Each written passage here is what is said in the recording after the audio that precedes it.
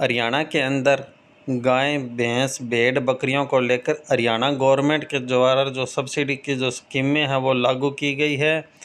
उन स्कीमों का जो पोर्टल है वो अच्छे से वर्क कर रहा है। आप अपना जो ऑनलाइन फॉर्म है वो अपने नज़दीक की CSC पर जाकर आप अपना ऑनलाइन फॉर्म या अपना आवेदन करा सकते हैं। अब हम बात करते हैं कि किस ज़िले के अंदर कितने पशुओं पर जो गवर्नमेंट के द्वारा जो सब्सिडी है वो दी जाएगी। जो ऊपर लिखे हैं 4 MA, 10 MA, 20 MA, 50 MA, इनका मतलब होता है मिल्क एनिमल, मतलब दुधारू पशु। तो 4 MA मतलब 4 दुधारू पशु, 10 MA मतलब 10 दुधारू पशु। इसी प्रकार 4 पशुओं की जो 1 यूनिट होती है। इस प्रकार फतेहाबाद ज़िले के अंदर 18 यूनिट पे जो सब्सिडी है वो दी जाएगी। मतलब 4 पशुओं की जो यूनिट होती है वो टोटल 18 यूनिट के अंदर जो है सब्सिडी दी जाएगी। मतलब 18 चौक 72 जो पशुओं पे है वो सब्सिडी जो गवर्नमेंट के द्वारा है वो दी जाएगी। इस प्रकार से हम अलग अलग डिस्ट्रिक्ट की और अलग अलग यूनिट, जैसे 4 पशु की 1 यूनिट को लेकर, 10 पशु की यूनिट को लेकर जो गवर्नमेंट के द्वारा जो यूनिट के ऊपर जो सब्सिडी है वो दी जाती है।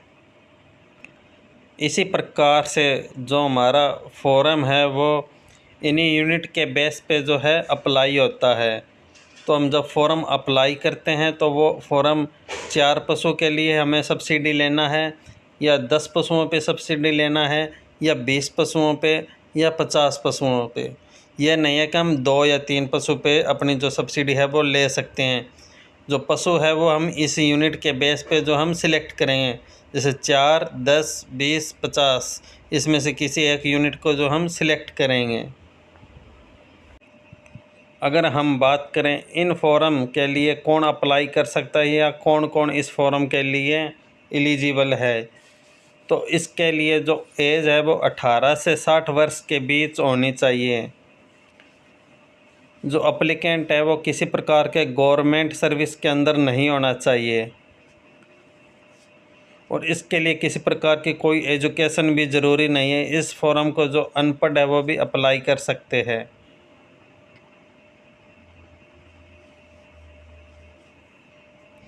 इस फॉर्म को जो है कोई संस्था के द्वारा या कोई कुछ लोगों की अगर कोई संस्था है वो इस फॉर्म को अप्लाई नहीं कर सकता। इस फॉर्म को इंडिविजुअल एक बंदा अपने ऊपर जो है अप्लाई कर सकता है।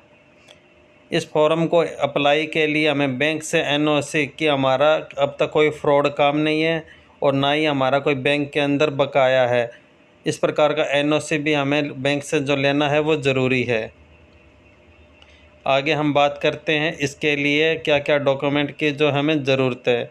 ये सब जानकारी हम आपको ऑफिशियल साइट से लेकर बता रहे हैं। डॉक्यूमेंट के अंदर सबसे पहले हम बात करते हैं शेड्यूल्ड कास्ट सर्टिफिकेट, मतलब SC जाति का जो जाति प्रमाण पत्र। अगर आप SC जाति से हो तो आपको जाति प्रमाण पत्र की ज़रूरत है। अगर आप जनरल और BC से हो तो आपको जाति प्रमाण पत्र की कोई ज़रूरत नहीं है। दूसरे नंबर पर डॉक्यूमेंट आधार कार्ड, फिर बैंक को पासबुक या कैंसल चेक, पैन कार्ड और NOC जो कि आपको बैंक के द्वारा जो मिलेगी।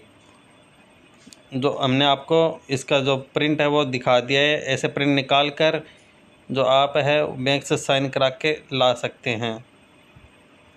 गवर्नमेंट के द्वारा ये डॉक्यूमेंट है, लेकिन इसके साथ में हमें कुछ अलग डॉक्यूमेंट भी अटैच करने हैं, जिसमें है एक निवास प्रमाण पत्र और दूसरा है फैमिली ID, जो हमें इनके साथ जो है अटैच करना है, और एक पासपोर्ट साइज़ की जो फ़ोटो है उसकी भी ज़रूरत है। ये सब डॉक्यूमेंट होने आवश्यक है। अब हम बात करते हैं किस जाति को या किस पशु पर किस जाति को जो गवर्नमेंट के द्वारा कितनी सब्सिडी दी जाएगी। इनमें सबसे पहले हम बात करते हैं, अगर कैंडिडेट SC कास्ट का है तो उसको भैंस या गाय पे 50% तक की जो गवर्नमेंट के द्वारा जो सब्सिडी है वो दी जाएगी। दूसरा बात करते हैं, अगर कैंडिडेट एससी कास्ट का है और उसको बकरियों पे जो 90% है वो सब्सिडी गवर्नमेंट के द्वारा दी जाएगी। तीसरे नंबर पे हम बात करते हैं, अगर एप्लीकेंट बीसी या जनरल जाति का है और वो गाय भैंस पर अगर सब्सिडी लेना है तो उसको 25% है जो गवर्नमेंट के द्वारा सब्सिडी है वो दी जाएगी। अगर जो कैंडिडेट है वो जनरल और बीसी का है लेकिन वो अपने बकरियों पर जो है सब्सिडी उसको लेना है तो उसको जो गवर्नमेंट के द्वारा जो उसको 50% है वो सब्सिडी है वो दी जाएगी। अब हम जानते हैं कि हमें गवर्नमेंट के द्वारा जो कितना लोन मिलेगा और लोन मिलने के बाद में उस लोन के ऊपर जो हमें सब्सिडी दी जाती है। तो हम बात करते हैं कि हमें गवर्नमेंट के द्वारा लोन कितना मिलेगा। तो जो लोन की अमाउंट है वो हमारे पशु के ऊपर जो निर्भर करती है कि हमारा पशु क्या है, भैंस है, भेड़ है या बकरी है या गाय है। और दूसरा उसके ऊपर डिपेंड करता है कि उसका जो पशु है उसका दूध कितना है। अगर दूध अच्छा है तो उसके ऊपर जो हमें लोन है वो ज़्यादा अमाउंट मिलेगी। अगर पशु है उसका जो दूध है वो कम है तो उसके अंदर जो हमें लोन की जो अमाउंट है वो कम मिलेगी। अगर हम बात करते हैं भैंस की, अगर भैंस का दूध 20 लीटर से ऊपर है तो हमारे जो एक भैंस की कीमत है वो 1 लाख रुपए है कि हमें उसके ऊपर जो 1 लाख रुपए का जो लोन है वो मिल सकता है। इस प्रकार हमारी जो पहली यूनिट है उसके अंदर 4 पशु आते हैं और जो अगर हमारी जो उसके पशु की जो दूध है वो 20 लीटर से ऊपर है तो उसके चारों का जो हमें 4 लाख रुपए है वो हम अपनी जो फ़ाइल बनाते हैं, जो ऑनलाइन फॉर्म करते हैं, उसके अंदर जो लोन अमाउंट है वो हम डाल सकते हैं। बाकी बाद में जो फ़ाइल है वो पूरी ऑनलाइन होने के बाद में और सभी डॉक्यूमेंट की एक एक फ़ोटोकॉपी लगा के हमें जो है अपने नज़दीक की गवर्नमेंट पशु हॉस्पिटल के अंदर जो है जमा करानी है। फिर बाद में उनकी सब फाइल चेकिंग के बाद में डिपेंड होता है कि हमें जो गवर्नमेंट के द्वारा कितना लोन दिया जाएगा। पशु की वेरिफिकेशन और सब चीज़ की डॉक्यूमेंट की वेरिफिकेशन के बाद में जो हमारी अमाउंट है वो गवर्नमेंट के द्वारा डिसाइड की जाती है। और फॉर्म में जो हम अमाउंट है लोन की वो इस वीडियो के अंदर जो दिखाई गई अमाउंट है पशु के दुगंध से लेकर उसके ऊपर डिपेंड करता है। उसी हिसाब से हम ऑनलाइन फॉर्म के अंदर जो अपनी अमाउंट है वो ऑनलाइन डलवा सकते हैं। जो फॉर्म है वो सरल हरियाणा के ऊपर जाकर हम अपना अप्लाई कर सकते हैं।